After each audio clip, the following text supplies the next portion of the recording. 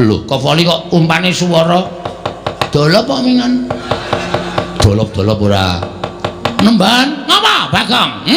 Kowe kok maju ning ngarep aku? Aku kan ngurus omonganmu. Ngurus perkara omongan sing kepiye? Kowe mau omong muni piye? Lho, kowe kok ora basa karo aku? Oh ya ora penak suarane.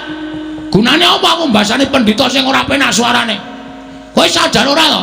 Nganggo jubah putih, kethu putih kuwi pambegane ya putih, resik atimu. Ning sing putih mung jubah karo kethumu, nek atimu letek kowe pendhita ndok basa. Penyakit. Mulane ndi-ndi anggere ning durna geger, ngendi-endi anggere ning durna geger, kowe menghasut dengan kata-kata sing ora bener. Lho, aku muni piye kok kowe nesu? Kowe mau muni piye? Sing arep bumi angus apa? Karangkadempel. Karangkadempel ki masyarakate akeh. Masyarakate Karangkadempel ki pirang-pirang? Ana 1444 kakak. Nek 1444 kakak kuwi tok bumi angus, berarti kowe mateni wong pirang-pirang. Kowe mateni wong pirang-pirang. Kowe jagal menungso kowe, Dur. Hah? Kowe udu pendhita kowe. Kowe pembunuh kowe. Kowe ra wangun kowe nganggo sandangan pendhita. Nek arep boyong Semar, aja nyangkut-nyangkut karo masyarakat Karangkadempel. Aku nesu ngene iki ora mbelani bapak. Ning sing tak belani Karangkadempel. Iki bumi wutah getihku. Iki bumi kelahiranku. Bumi yang kaya dengan adat budaya yang ada di Nusantara. Iki ngapa ya Bagonge ngapa ya cah edan ora. Nesu kok dadi deklamasi. Dadi nek bumiku iki arep tok ganggu gawe, aku ora ikhlas, Dur. Aku ora ikhlas. Nek aku wis muni ora ikhlas, rawe-rawe rantas malang-malang tak putung. Ora nyawang kowe iki derajate apa? Ora nyawang kowe iki derajate pendhita. Nek mung arep gawe geger, arep gawe rusak, ajange diadani Bagong. Wah, edian Bagong. Ora usah cerewet kowe. Iya. Ajange diadani Bagong. Enteni nang kene. Nang ndi, Gong? Salin. Wah.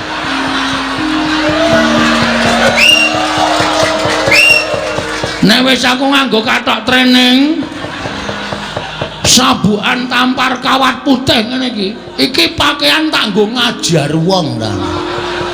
Mulane aku nyandang kaya ngene ora wedi lho sapa-sapa, Dur. Ngejak pirang dina kowe. Arep kowe nggo soto Kurawa. Aku ora wedi. Aku ketwingi wis ngesak soto mbako. Ayo ditandheke ya. Perkara karo boyong karo Semar boyongen. Ning rasa ngrasani karo wong Karangkadempel. Nek Semar ora gelem tak boyong ning Karangkadempel. Utawa tak boyong ning negara Ngastina. Oh, kawula Karangkadempel kene tak bumi angus tenan Bagong. Iki sing dadi masalah. Ngrampungke ora ning kene. Ayo, golek papan sing jembar. Golek papan sing jembar. Bagong ki wong kulino gelut. Tandane, kowe ngerti ra? Terminal Deksoi gentone iki.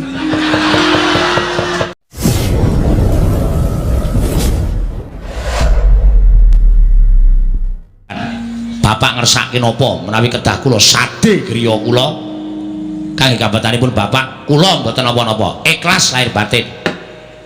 Bapak kula aturi paring dawuh, Pak. Nadyan kedah kula sade kendaraan kula kangge kabatanipun Bapak kula sadene wonten Bapak kasembatan bangun kayangan. Pak, raturi paring dawuh, Pak. Nadyan kedah kula sade bojo kula. Wong ledian ora. Ora ndek apa-apa, Tru. Omah meng kontrak, kendaraan ra ana. Anane meng bojo wis semper. Tak dole wae. Nek ndi-ndi dadak nuntun. Arep adus dadak gojoke wedang. Yen ora kaya ngono kuwi kaya. Bapak kula aturi paring pangandikan. Mangke kula sade Tegal kidul kula nika, Pak. Tak tonyo kae nggon aku e. Wah, Nding, nggih kulon kula kae nggon aku. Nggon aku sing tok bagiane terus. Ha tok dolono kok. Waduh. Nggih pun Pak, kula urun anu mawon tenaga.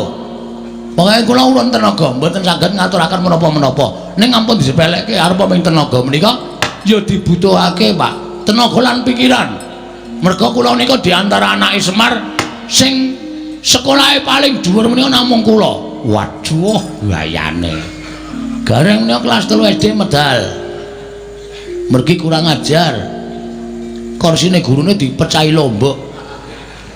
Gurune lingguh, bokonge panas. Petro kelas 5 menika medal. Mergi nginjen roke Bu Guru ya ta. Ora. Akae kowe nang istor pas dipepe tok ilang-ilingi kae garak ming dipepe. Aku nangan sing duwe ya nesu. Rok dipepe kok dilang-ilingi tok goleki apane? Tak goleki rite kok ya. Kula sing paling iso lulus, Pak. Lulus apa kowe? SD. Apa kok SD? Amin SD kok pamer. SD iki, kowe SD tekan kelas 6 lho, Tru. Ayo menang sing SMP. Goblok kowe. SMP tekan kelas 3 kok. Ayo dhuwur SMP. Weh, SD kelas piro? 6. SMP 3. 6 karo 3 ke endi? Oke 6. Ah, gene. Goblok kowe. Wis tekan kelas 6 dadak bareng tekan kelas 3. Go ngopo? SD wis dhuwur dhewe. Ha iya nek hitungane cah petuk ya kaya ngono kuwi. Nolo Gareng Petruk Bagong aja ting celomet. Aku tak omong karo kowe. Kowe mau kaya wis omong terus. Ha iya. Ana syarat-syaratane ingkang kudu kelakon. Syarat-syaratipun aku njaluk pepundhenmu Pandhawa 5 cacahe rawuh ning Karakadempel sinambi mundi pustaka Jamus kelima sada. Angka 2 pepundhenmu Ndarawati kudu rawuh ning Karakadempel sinambi ngaturake Sekar Wijaya Kesuma. Angka 3 pepundhenmu Prabu Mandura rawuh ning Karakadempel ngaturake pusaka Mandura Kiai Alugara apa dene Kiai Nenggala. Wis gandeng anakku 3 kowe Petruk karo Bagong dumen dhewe-dhewe sapa sing arep ning Amarta, sapa sing arep ning Ndarawati, sapa sing arep ning Mandura. Kula tak teng Ndarawati mawon, Pak. Gareng sagu syukur. Kula tak teng negara Ngamarta tak matur kali pepundhen kula Ndara Puntadewa mergo nek kula pikir kok aman dhewe teng Ngamarta. Sinuwun Puntadewa niku mboten nate duka nek kula le matur alus tur ngerti karepe Bapak Sinuwun Puntadewa tertu rawuh teng Karakadempel. Sing nang Mandura sapa? Kula tak teng Ngamarta mawon, Pak. Ngamarta wi aku. Gareng Ndarawati. Waduh, aku bahaya dhewe iki. Sing kurang ming Mandura. Wah, wis cilaka iki, Tru. Arep sago mesti nesu. Prabu Baladewa iki galak banget. Sinuwun kula nyuwun ngampil Nenggara. Kepiye? Glandang Nenggara. Jelas modar aku iki. Iki jalan reng. Mah. Aku tak ning Ndarawati kowe ning Mandura ora iso. Ndarawati kok. Terus jalan terus. Mah, aku tak ning Ngamarta wae kowe ning Mandura. Wah, wis ameng-ameng nyawa. Bagong, anggapmu apa bapakmu nyilih Nenggala? Bapakmu ki wong kere, mung Panakawan kok nyilih Nenggala. Ngaten nggih sinuwun cerewet dulang Nenggala we nyus. Piye iki? Ora apa-apa nglabi bapak iku kudu wani mati. Wis, wani mati anakku jek cilik-cilik. Ayo men dititipke panti asuhan. Tak pacul cengelmu lho, Tru. Mbokne isih kok titipke panti asuhan ora? Ha ya mbok menawa wis kowe engko mati ning Mandura. Nek wis saguh dilakoni. Mingkari aku ngenteni kesaguhamu, mangkatmu besok kapan. Saya cepet nggonmu budal, saya apik, saya kelakon penjangkane Semar. Nggone kepengin dandani negara Ngamarta sarana bangun kayangan ana ing negara Ngamarta. Ndara Gareng Petruk apa dene kowe Bagong? Didemadyaning padukaning Karakadempel. Gumarenggeng samyopi rembagan madyaning pendaping padukuran Kilora Semar Badranaya miwah ingkang putra ketiga Kilora Ndara Gareng Petruk Sumawana Kilora Bagong. Nalika semanten kandhek kenya samya paring pangandikan karana geger madyaning sakjawining padukuhan sami alok yen ana priagung ingkang rawuh wonten padukaning Karakadempel. tanah sanes kejawi amung lancur Pandhawa ingkang kapandhegan nenggih satring Drepsila geni Bambang Wisanggeni minggah pendhaping padukan akarya cingak kang samya mlat mong rombeng para kawula kanca piyak ana dayo pinggir jaluk dalan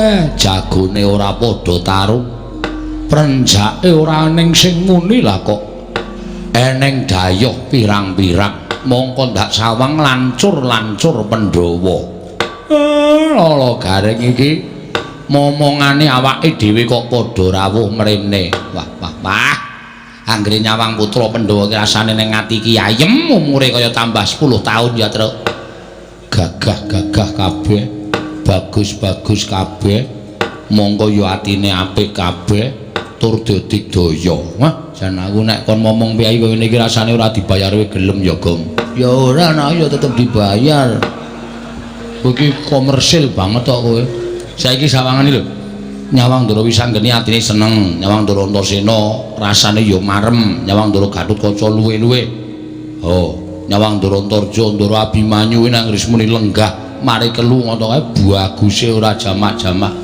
ae do tiru aku waduh terutama Abimanyu ya Abimanyu karo kowe sambung rapete apa aku ora ngerti biyen ndek jaman lahir sapa sing ngethok pusere sapa Ndara Werkudara lah ya hubungane karo kowe sing gendong pertama kali aku weh ya to jaman semono kae mulane ya meh mirip aku sing mirip ya apane ambegane ya beda mungkin ambegan nek turu kaya tong setan kok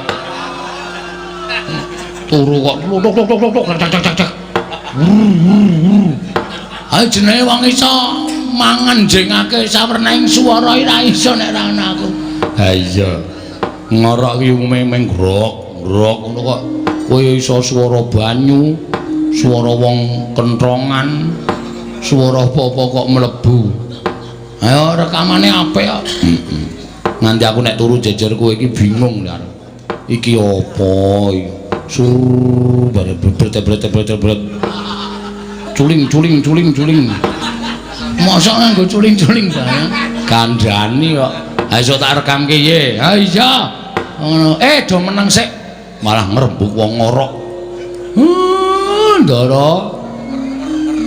Ndara Wisanggeni wilujeng Den Kakek Semar slamet aku kakek aku ngaturke bektiku katur ya kakek nggih kula tampi dawa sami-sami Ndara Antasena wilujeng Den ya kek slamet aku ngaturke bektiku katur ya kek kula tampi Ndara Gatotkaca wilujeng ya Siwa Badrana ya slamet aku ngaturke bektiku katur Siwa Semar kula tampi Ndara Antarja wilujeng ya Siwa Semar slamet aku ngaturke bektiku katur Siwa Nayantaka nggih Ndara Abimanyu wilujeng ya Siwa Nayantaka slamet aku ngaturke sembahku katur Siwa Semar mbok ampun aneh-aneh kula niki ming batur kok disembah niku malah mengke kula ndak kuwalat ning kula tampa dawah sami-sami dipun sekecaken anggenipun sami lenggah wah Ndara Wisanggeni bekti kula kunjuk nggih Den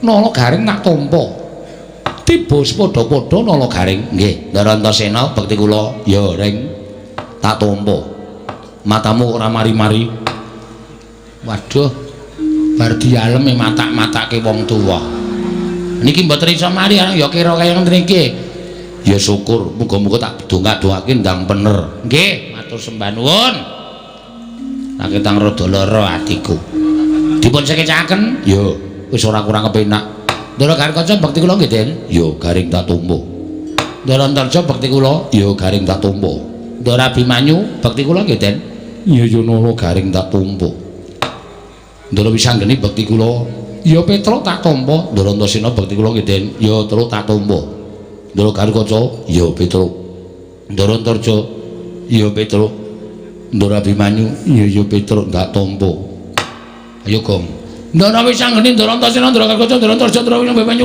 bekti kula kanca kowe kok njur kabeh disaruk wae kesuwen mung bageke kok suwene ra jamak-jamak wong edan Bagong ya tak tampa tiba padha-padha wong kentir Bagong ya tak tampa tiba padha-padha Wong edan Bagong tak tumpuk.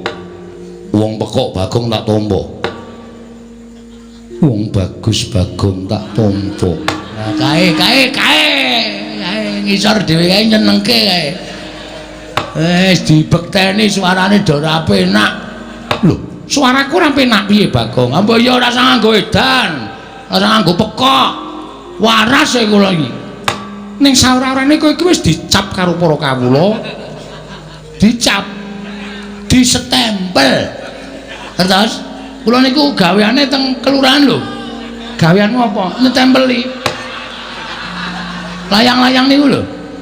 Lah iya, disestempel nek kula niku mboten edan. Iya njaluk ngapura. Ndoro tesno ya ora penak omongane. Ya njaluk ngapura, Gong. Ya ming kowe iki pancen ya rada ndugal kewarisan kaya aku. Waduh, rungu ra, Truk? Ha iya. Padha ndara Antasena. Heeh. Ya ming aku bagus kowe elek.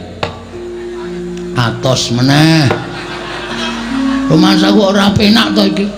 Ya wis tak tampa wong ya elek tenan kok. Wonten wigaten napa ndara rawuh mriki? Aku ora butuh karo kowe, butuh karo bapakmu. Angge monggo kula ming anu kok. Ming nakoni kok. Napa Den? Kakek wonten dawuh setemene nggonku ngirit marang para putra mau sayekti njumbuhake lawan impenku kek. Sampeyan ngimpi napa? Ana ing dina Sukara Kasing kepungkur aku ngimpi. Mongko wektune kuwi puspa tajem utawa kadara dasih ketitik.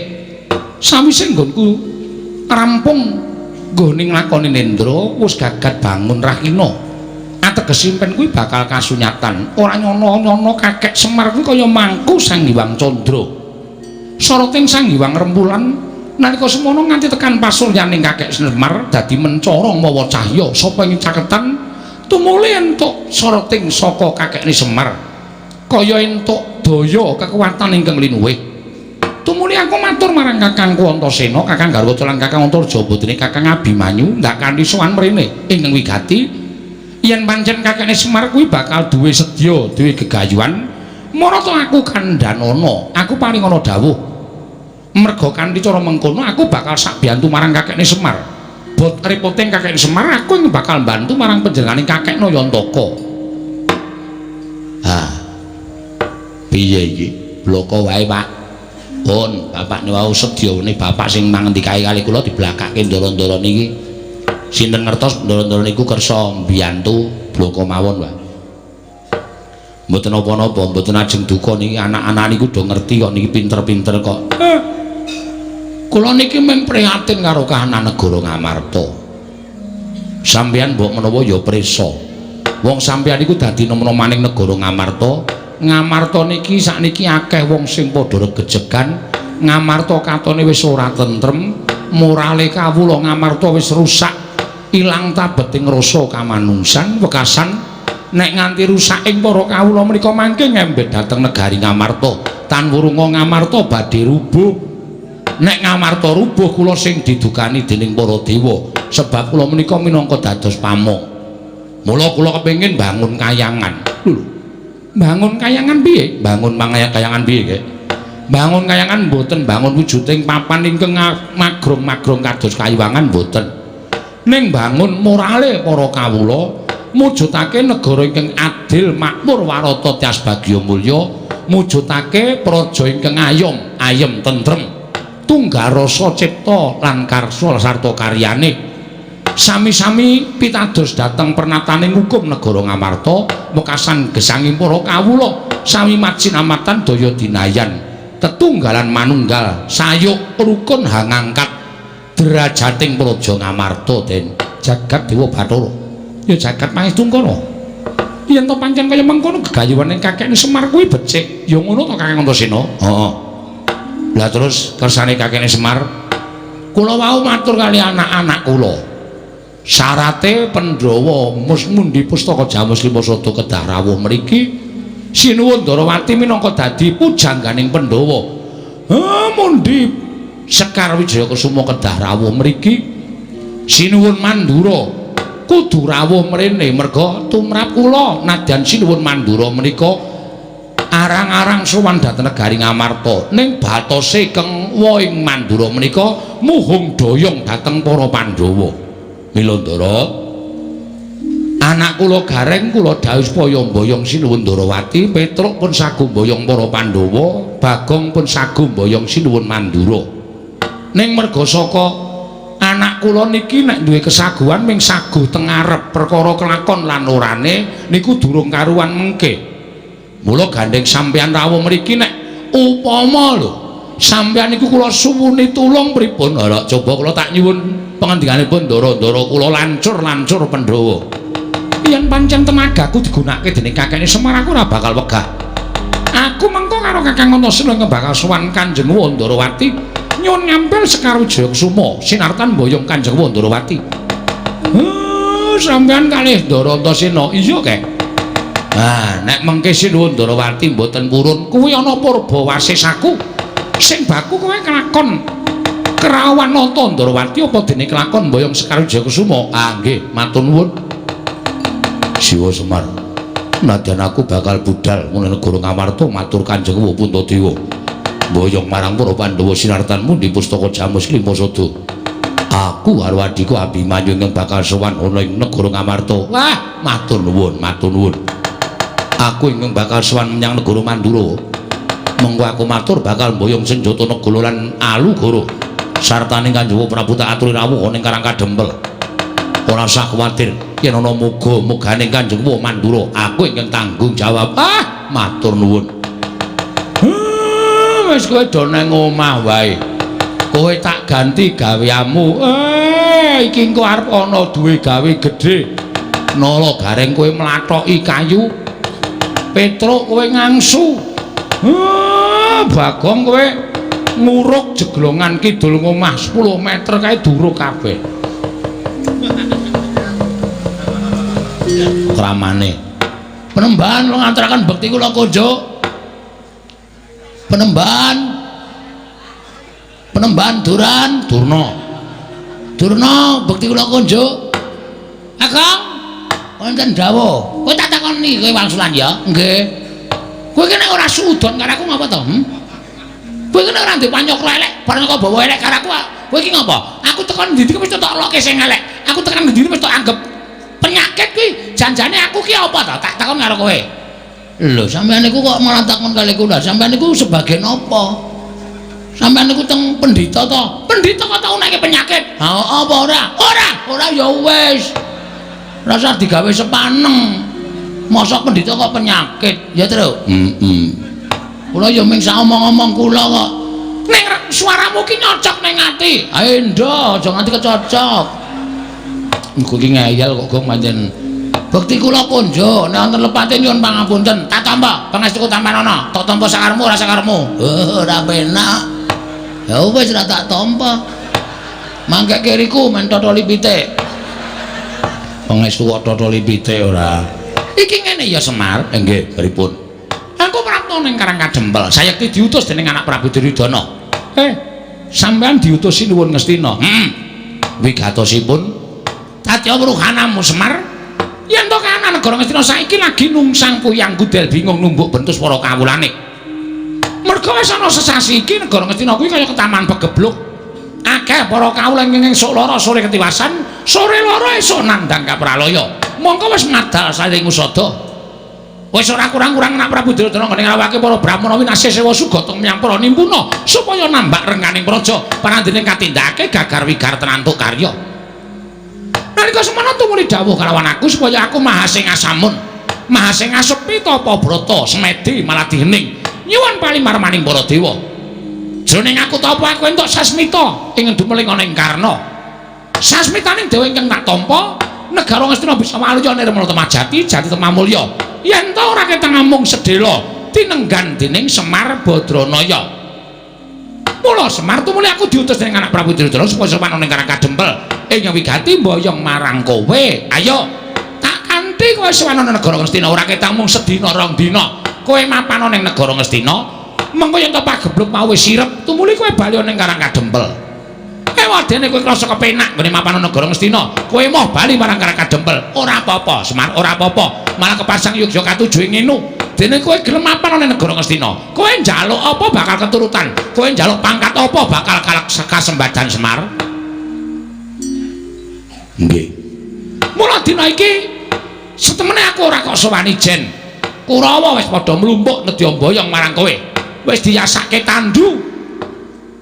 Saka ing Ngarang Kadempel tekan negara Ngastina kowe ora bakal dijak mlaku, nanging bakal ditandu, dianggep wong sing wigati, wong sing bakal gawe padang negara Ngastina. Ayo dina iki mangkat Semar. Mengko umpama kowe wis iso gawe padang negara Ngastina, balimu kowe bakal disangoni 7 gerobak Mas Pices Raja Brana. Kuwi nek nggo mbangun omah kowe iso tingkat 400. Apa ora moncer kowe? Kowe tekan Ngarang Kadempel tumuli lemah kiwa tengene tok tuku kabeh, tok deki pendopo. Ora kok kaya omahmu saiki iki aku kok ngenes banget to Semar.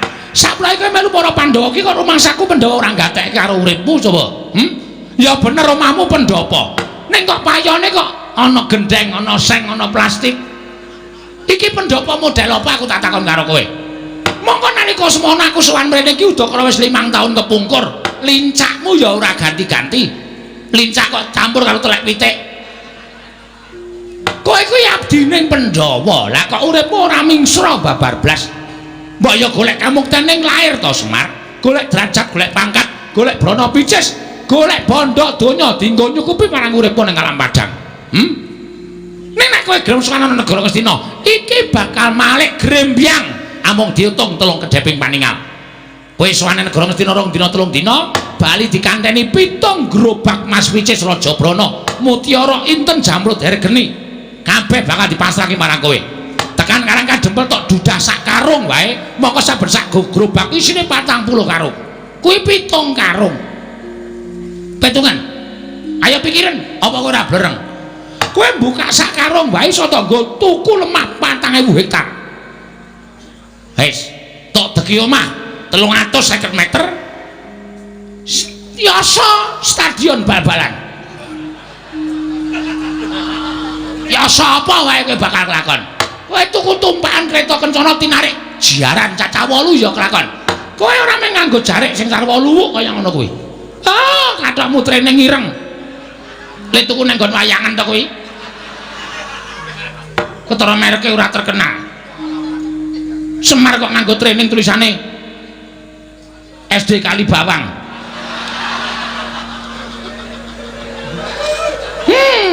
Cetone training le ngenehi kowe dum-duman. Sarungmu ya mung sarung luwuk kaya ngono. Kowe suweng ya mung suweng lombok abang ora ganti-ganti. Kowe sesuk nek wis saka negara Ngastina nganggo suweng sing gedene sak kurungan jago, dumadi saka inten ya iso nganti kewer-kewer kupingmu. Kowe nganggo sarung prada emas ya kelakon. Untumu sing siji kuwi ditretes inten. Dadi nek guyu mak klop-klop ngono. Apa ora glelek? Ora mung kowe sing sugih, nala gareng Petruk Bagong gawekno omah kabeh. Ora kelong bandamu tak kandhani. Nek isih kurang nyuwuna marang anak Prabu Duryudana, mesti maringi karo kowe, ora bakal wegah. Wong urip ki mboten anu lho Pak. Mboten napa jenenge iki ngawula bondo donya. Arep kokean bondo donya nek atine ra tentrem ya terus. Heeh. Nek cara aku mbok wis Pak urip ngenten iki malah kepenak ya Gong. Ya ora ana ya penak sugih. Maksudnya piye to kuwi? Gelem omar. Lho. Ana aku njaluk 2 karung. Tanggone nutup utangku. Terus tanggo yasa omah. Ora apa-apa mung sedeloke kok. Kowe tekan negara Ngastina kok diobongi menyan. Terus kok nek negara Ngastina wis padang mulai nggawa 7 gerobak. Wah, gleleng, Mas. Wis yasa pendopo. Karo yasa sarean sisan nggo kowe. Kuwi rak kurang ajar to. Bapakne kok ya engko nek wong melarat terus dadi sugih iki nyok kaget lho, Truk. Serangan jantung. Ayo, Semar buka sak karung biak isine Mas Inten terus nyekeli dadane. Mati. Terus karunge ditumpung 3. 7 karung. Ada gareng sekarung, kowe sekarung, aku 5 karung. Kowe iki senengane kok arep-arep menang terus ora. Kowe manut ya Semar. Wis kowe mangkat to dina iki. Nek wadene kowe ora gelem mangkat, kowe ora gelem sebudal ana ing negara Ngastina. Aku diparingi Purbawasisa. diparingi Purbawasa dening anak Prabu Duryudana. Dadi aku ning duta kongkonan ning duta ngrampungi karya. Kowe kudu kelakon sowan negara Ngastina.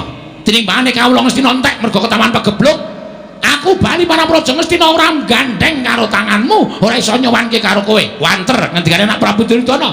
Begawan Dura bakal dicopot kelenggane. Yen perlu bakal dikethok gurune dening anak Prabu Duryudana. Mula sowanmu iki mau nyelametke uripku ya Semar. Kejaba nyelametke uripku, kowe manut karo aku. Ewadene kowe ora manut karo Begawan Duna. Tak kanthi ning Ngastina kowe ora gelem. Tinimbangane aku mengko mati dipejahi dening anak Prabu Duryudana. Oh, awula kowe sing tak ruda paripeksa. Kowe sing tak jiat. Nganggo cara kepiye wae kowe kudu tekan negara Ngastina. Bangga, najan kowe mlayu tekan ngendi paman. Kowe bakal tak oyak, tak kanthi menyang negara Ngastina. Yen kowe ora gelem, sing tak katutke dosamu, kawula sakarang kadempel. Tak bumi angus dina iki Semar.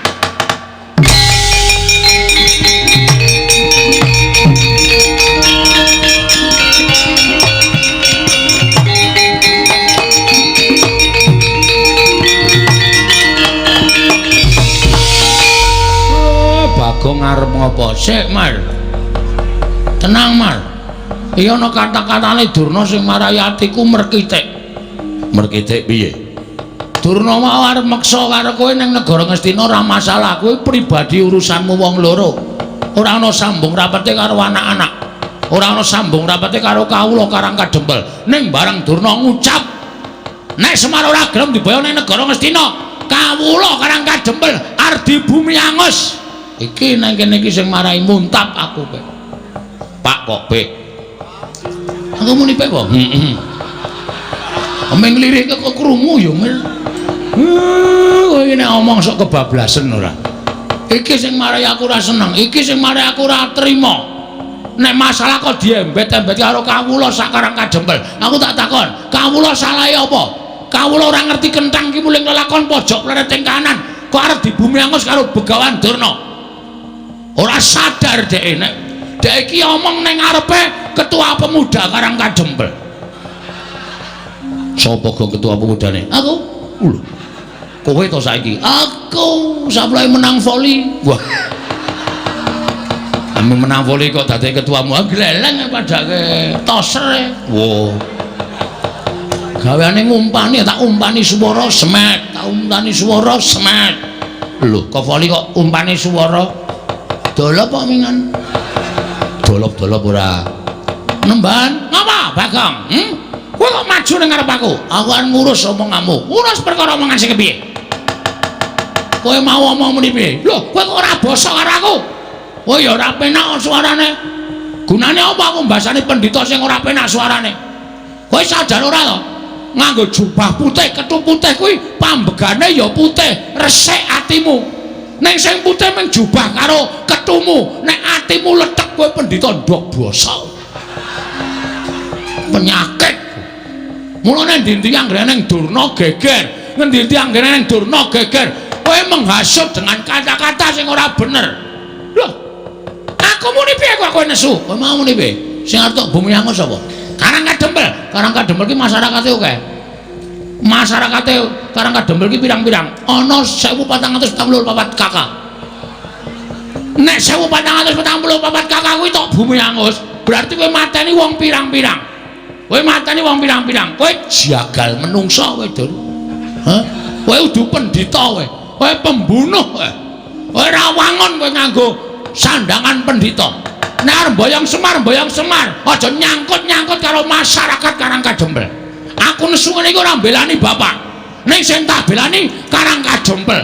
Iki bumi wutah getihku. Iki bumi kelahiranku. Bumi yang kaya dengan adat budaya yang ada di Nusantara. Iki ngapa ya Bagong, iki ngapa ya cah edan ora? Nesu kok dadi deklamasi. Dadi nek bumiku iki arep tok ganggu gawe, aku ora ikhlas, Dur. Aku ora ikhlas. Nek aku wis muni ora ikhlas, rawe-rawe rantas malang-malang tak putung. Ora nyawang kowe iki derajate apa? Ora nyawang kowe iki derajate pendhita. Nek mung arep gawe geger, arep gawe rusak, ajange diadani Bagong. Wah, edian Bagong. Ora usah cerewet kowe. Iya. Ajange diadani Bagong. Enteni nang kene. Nang ndi, Gong? Salin. Wah.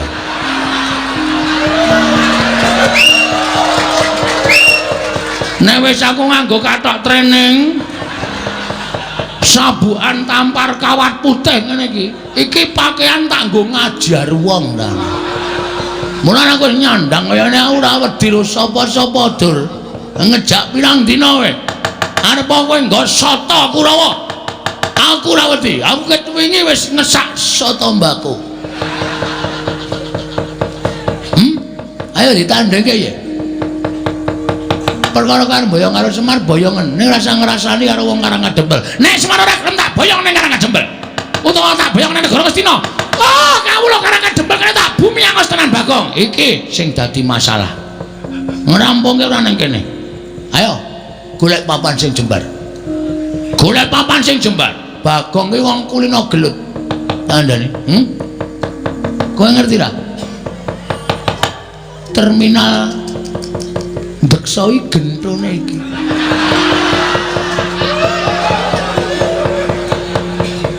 Aku neno wis insap.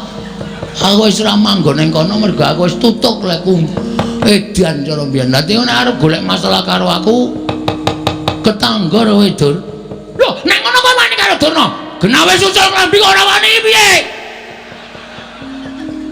Wis nganggo training kaya ngene kok. Iki nek nggo nendang ora bakal suwek. Hah? Wong wis suwek ket wingi kok. Heeh, ha iya ngono kok. Wah, iso mlebu tangan. Mula aku nek kukur-kukur kok penake ora jamak-jamak. Anggere turu tak kukur kaya kejar-kejar. Dapure ora. Hah? Mula ana bedhekan bakso apa sing paling enak? Ya kuwi bakso dikukur esuk-esuk. Tak printeng dasmu lho Gong kowe iki omongane ra. Ayo, nendi pampane terkati. Oh, Bagong pepalange Bengawan Durna. Ora minggat ayo metu coba. Ayo tak tutke Bengawan Durna.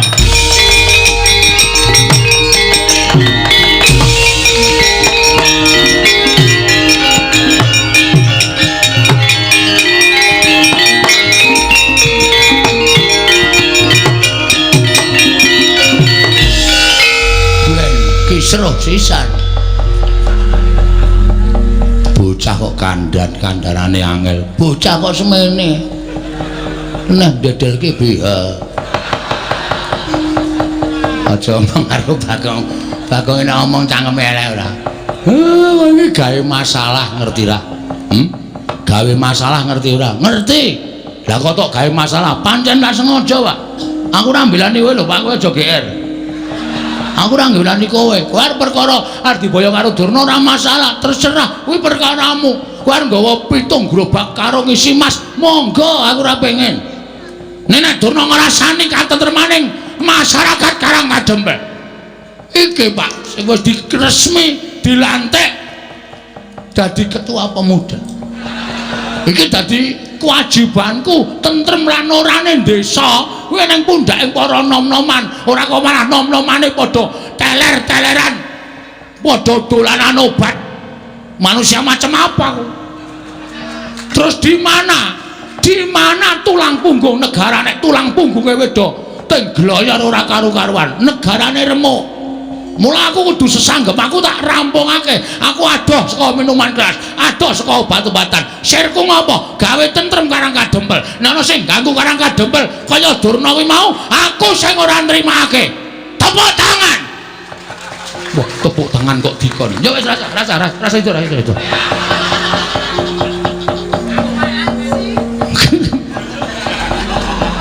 Dek, bocah kok senengane gawe heboh lho. Heboh nek ora heboh ora dadi senengi. Aku dadi kangeni mayang sewengi ra metu Bagonge ditakokke. Ayo. Ngerol e. Ha wis kono nek nandangi Durna nek ditandangi. Lho. Aja sik ngewangi sapa? Lah wong sing nantang kowe kok njaluk diwangi. Truk. Ngewangi ora kowe? Aku ora ndek masalah apa-apa. Aku ono dirampungke dhewe. Aku le ngoyo perang Kurawa ming labuhi lambemu mbok yo men. Reng kowe nang ngewangi aku apa? Lho, Ah ngapa aku ora ndek masalah apa-apa kok? Ya wis, oke. Kowe ngono saiki karo aku. Ora masalah. Dikira aku terus ming semendhe karo kekuatanmu apa to? Dumeku anake Semar sing dhuwur dhewe, sing jangkae amba dhewe, sing kekuatane gedhe dhewe. Kowe tak suwune tulung nyingkirke memala karang kadempele wangsulamu kaya ngono. Oke. Tak titani omonganmu esuk sore iki. Asli aku tak titani. Wah, golek kowe njaluk tulung, Gong. Iki Gong. Preke omongan. Wis ora sambung kowe aku. Gus, apa? Sampeyan sayang mboten kali kula? Lho, kowe iki abdiku, Bagong. Mongko kowe abdi sing paling nyenengke. Ngamarta ki nek ora ana kowe, ming ana Gareng karo Petruk karo bapakmu ki ora gayeng. Ning nek ana kowe dadi gayenge ora jamak-jamak. Ngamarta dadi kaya kebak kabagian. Betul. Terus mengenai hal seperti ini, sing endi? Durna niki wau lho, pun kula tantange. Sing nantang Durna sapa kula? Sampeyan prisa to? Iya, aku ngerti. Lah terus napa sampeyan mboten ngewangi kula? Lho, Bagong, kowe arep gelut karo Durna to? Nggih, aja kuwatir. Aku sing ngrampungi. Kok ndur ngambung barang. Saking seneng kowe. Darata sena. Apa? Kowe sampeyan sayang kula mboten? Ora, Gus. Mbok sayang yo. Lah piye kon ngajar Kurawa? Wis kowe lungguh sing kepenak. Engko Kurawa tak jotosane. Asik. Ndara Gatotkaca. Piye Bagong? Kula dipotoli sirahe. Yo, aja kuwatir potolane. Wong sik drat-dratan langsung dicabut ae. Yo. Ben rusak ora iso didandani. Yo. Ndara Antarja. Apa Bagong? Kurawa disemburi kabeh. Yo, semburane. Ben do mlonyo awake men do mundur saka orang kadempel. Yo, engko nek Durna mangkano maju perang krubut wong pirang-pirang. Yo, aja kuwatir. Ndara Bimanyu. Apa Bagong? Sampeyan tahu to pas ngelak nika kula goleke unjukan mlayu aduh banget nganti kula gembrobyos. Iya. Pas teng tengah ngalas kelingan to? Iya. Pas pados Wahyu Cakraning ra? Iya. Dados pendhita? Iya. Kelingan mboten? Kelingan. Berarti lelabuhan kula gedhe tumrap sampeyan ora bakal tak lalekake. Saniki kula nek ke taman kanan kelingan mriki panjenengan pripun? Aja kuwatir aku mbelani kowe. Sik. Ora butuh kowe nyok. Ora edan ya. Bagong ngrayu sapa-sapa kok ya iso to ya. Padhake ora butuh kowe, terus ora butuh Gareng. Iki lho rekan-rekanku. Wis siap nandingi para Sata Kurawa. Ngoten. Awong ya urung do mangkat kok. Kaya kowe iki bombong-bombongo. Oh iya ya. Niki lajeng mangkat methuke Kurawa njeng napa? Lho, aku manut kowe. Kowe iki ketua pemuda to. Aku manut ketuane. Oke, ketua pemuda memerintahkan anak-anak Pandhawa Buddha sekarang menemui. Aduh kok. Lho, ana anu Sata Kurawa. Dibuat mundur. Pukul mundur para Sata Kurawa. Mangkat saiki, Bagong. Buddha samrika. Ngestoke dawuh, Bagong.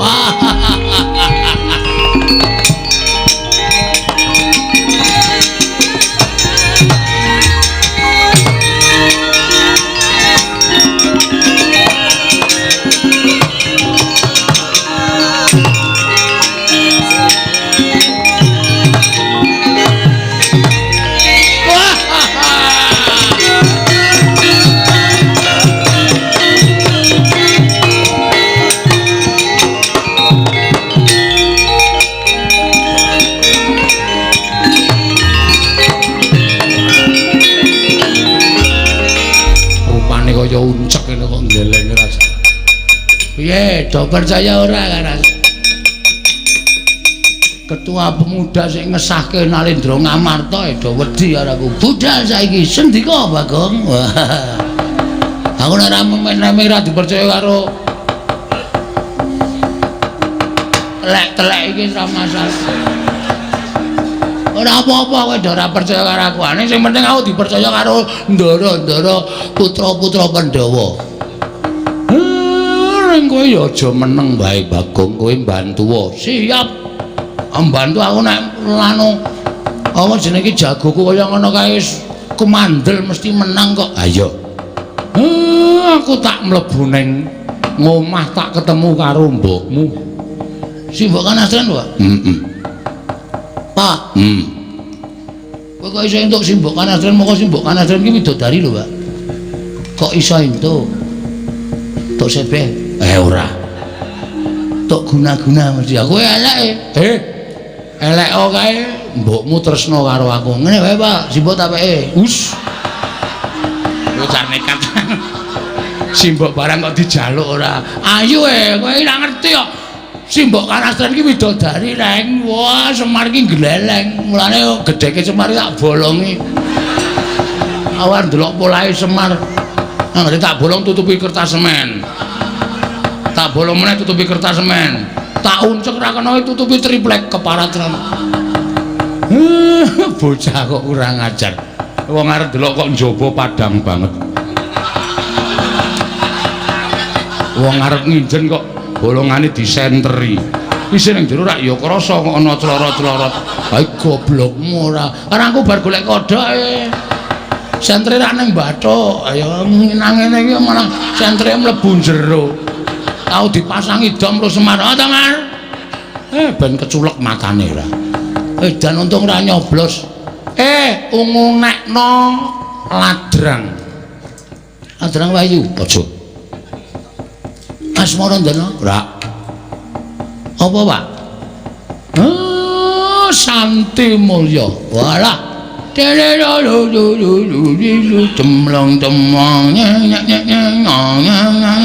Sarung jagung kuwi. Sarung jagung. Oh ya Santi Mulya mangga. Kanca-kanca pengrawit saking Karang Kadempel, Bapak ajeng ketemu kalih Simbok Kanastren. Dipun iringi Santi Mulya. Monggo dados. La ilaha platok ndiasmu. Kurang ajar ora. Menenge Gong ya. Ayo mangga aja. Bagong. Heeh. Sapa iki? Aku kok kaya urung tau tepung. Lho. Aku Kurawa, piranganing Sata Kurawa. Kartomarma dudu Kartomarma, pancen aku padha karo Kartomarma, ning aranku Surtayu. Wis jeneng kok nganggo jeneng kali. Lho. Jeneng kali sapa? Serayu. Surtayu. Surtayu dasar pranyata. Bapakmu tak boyong ning negara Ngastina. Nek perkara Durna arep boyong karo bapak mung gumantung wangsulane bapak. Bapak gelem apa ora? Nek bapakmu ya wis wong nyilik wong ngomboyong ki adile sing diboyong gelem ya mangkat ora ya wis. Ora kok meksa sak penake dhewe. Terus arep gawe geger Karang Kadempel. Bagong sing ora trima. Tantrimaning Bagong Durna tak tantang aku ngerti nek Durna nggawa Kurawa. Ayo, krubunten leganing atiku. Boyongan Semar nek iso nglangkai kuwandane Antasena. Ngapae? Aku sing tok ajokke. Ha sampean iki ajeng ngewangi kula mboten? Ngewangi kowe. Aming ditantangke kok nesu. Lha niku wong tuwa dikeplak. Salah kok omongane ting clemong sak penake dhewe. Pun pokoke sampean siap begitu niki wani sikat. Yo. Karo ketua pemuda ora kena ngayel. Iya ya. Nyepeleke ora. Iki jagoku. Lho, Antasena. Heeh, Pak Dik. Aku sing ngewangi Siwa Badranaya ya kakekne Semar. Nek Padi Surtayu ora gelem mundur sak Kurawana aja takon dosa aku sing ngarep mundurke Kurawa. Mulane Bagong gembilo sirahe gleleng pacake. Jebul didombani karo Antasena. Pancen bener, nek ora ana iki apa wani aku. Aku wonge jujur kok. Gandeng ana para putra Pandhawa mula lambeku sak penake dhewe ling jeplak. Mergo aku dikewang karo anak-anak Pandhawa. Ayo. Sirnana Ndara Antasena boyongan Semar. Nadyan kowe diwangi anak-anak Pandhawa, sepira kekuatane anak Pandhawa.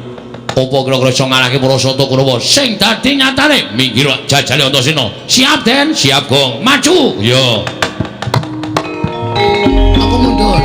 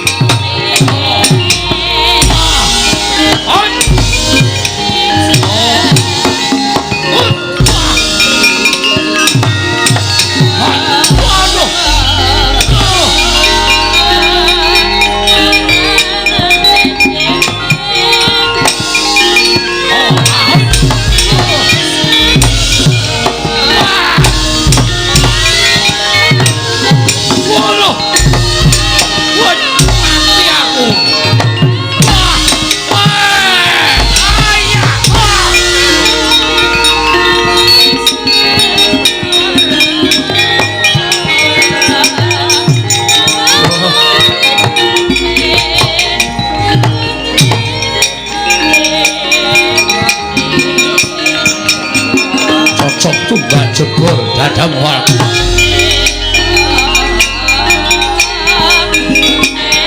mundur. Wah, ora bakal mundur Mboyong Semar.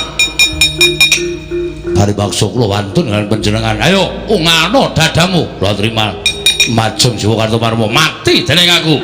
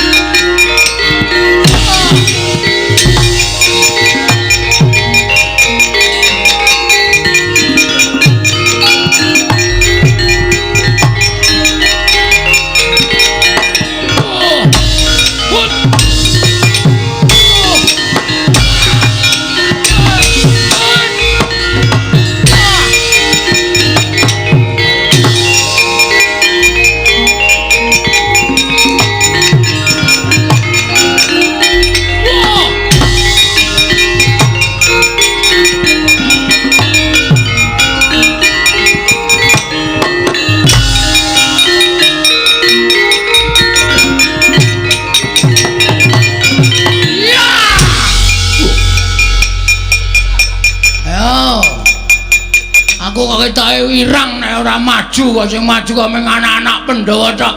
Padahal iki Karang Kadempel, bumi wutah getihku. Ora pangling iki, Satama. Edian ora basa karo piyayi. Basa apa? Awon basani kowe ya. Dhuwur aku derajate karo kowe. Lho, kowe batur. Aja disawang lair, Mas. Kowe ketoke piyayi ning nuwun sewu. Metu saka weteng apa kowe? Hah? Wong tuaku pendhita. Bapakku pendhita, ibuku widodari. Widodari ning galake papat.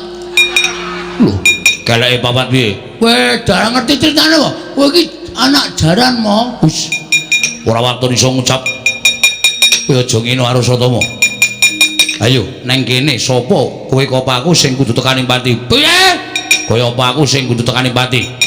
Lena pangendhamu tak pecah siramu. Lena pangendhamu tak suguhi ramban. Tanahe dedak kowe mesti doko. Ha ta? Kuwi pangananmu to? Ora. Kalonjana wis kene ijo-ijo. Wis. Ijo-ijo dengkul mlocot. Mati denengku panggal dayani. Yo.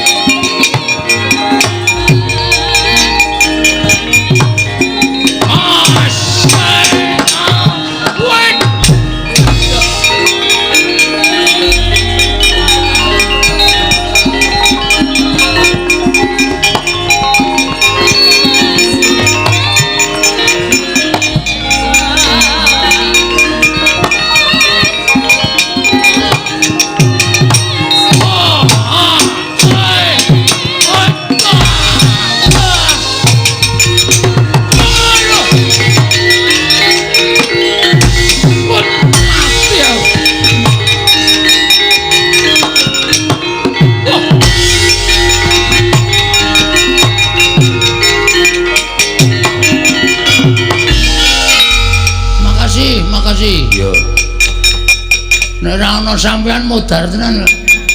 Kita arep melu perang Borangel nggih perang niku nggih.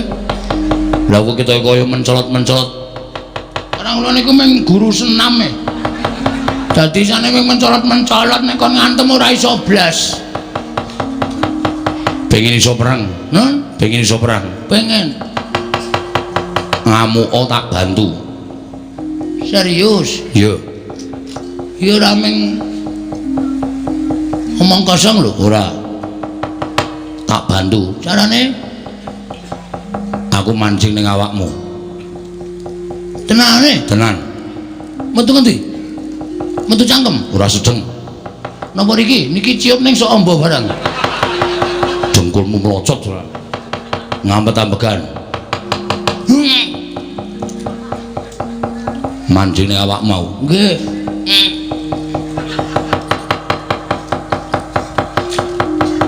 Wis. Wis. Lho. Gus? Sampeyan teng pundi? Ning awakmu. Serius, tenan. Kowe ora iso lara, ora iso mati. Kowe kenggonan aku iso ambles bumi.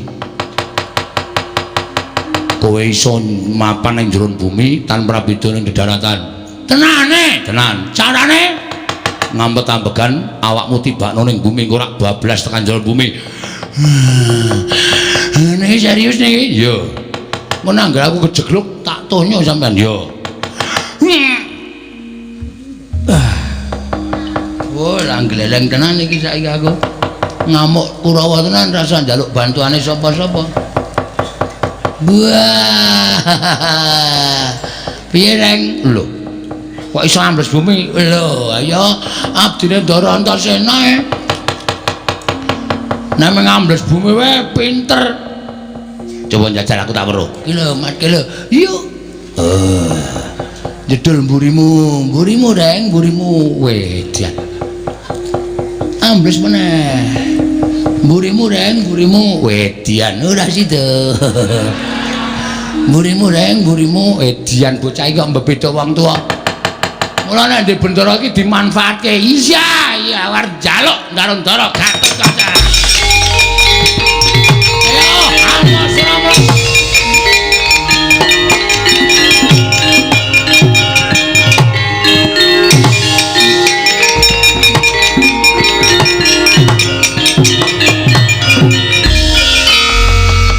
Nolo garing nggih. Ngopo mrene? Bagong pamer Ndara. Kula wiwirangan.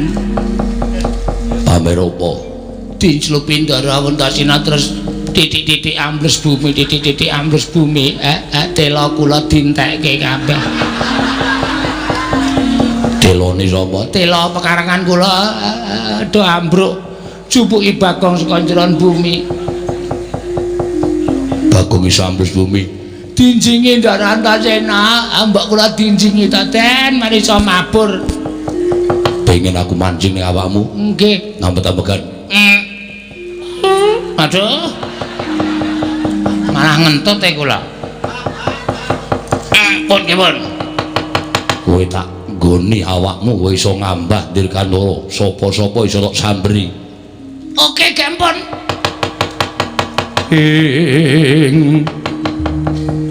Irikata Dyang Gatotkaca tinon mapak Karkasuta. Mpun Den, wis. Pun mancing teng awak. Wis. Carane mabur sikile gedruke ping 3. Kowe bakal ngambah Dirgantara. Biar kowe wer. Ketok tak potol ndasmu. Wajake wis ing rumasane sing iso ampuh ki mung kowe tok. Wah, merdeka tenan iki. Wah, geleleng tenan. Ayo, Kurawamu Suramarta Jawa cangkingi siramu kabeh.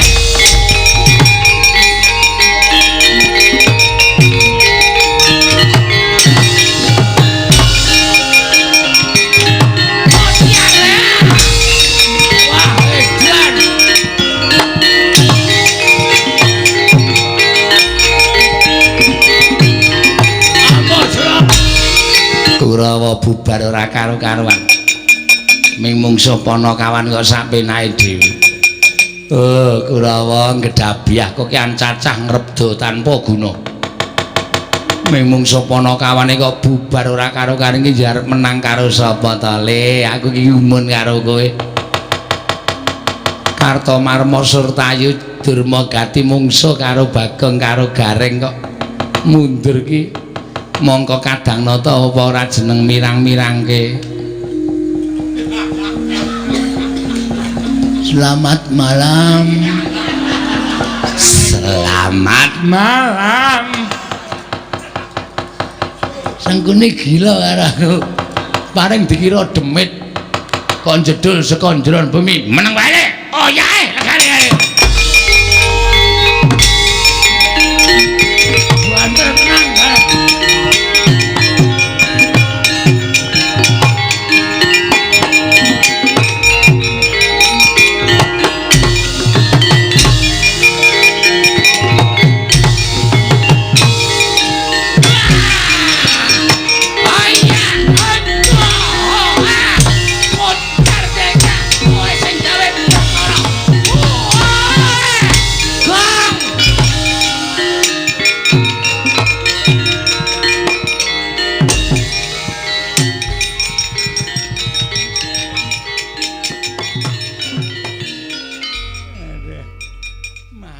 iki.